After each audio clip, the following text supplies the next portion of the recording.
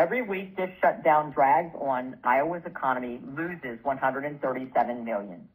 That's money not being spent in our communities, on our main streets, and in our local businesses.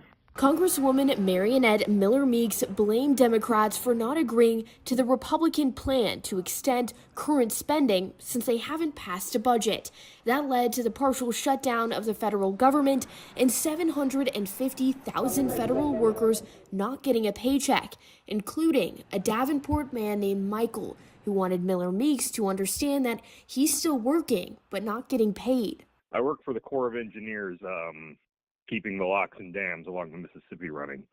And I probably just got my last paycheck, but we'll see. I'm still working as I'm exempted. Miller Meeks acknowledged what this ongoing fight in Washington, D.C. is doing. To your point, maintenance isn't getting done.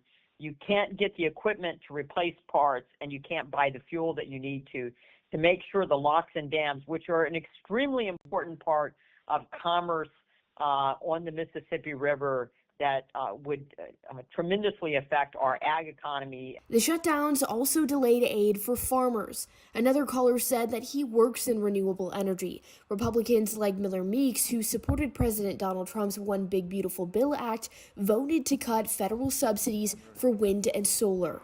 I'm just wanting to know what your thoughts are on renewable energy and what's going to happen to the potential 30,000 Iowans, your constituents, that are going to feel the effects of this.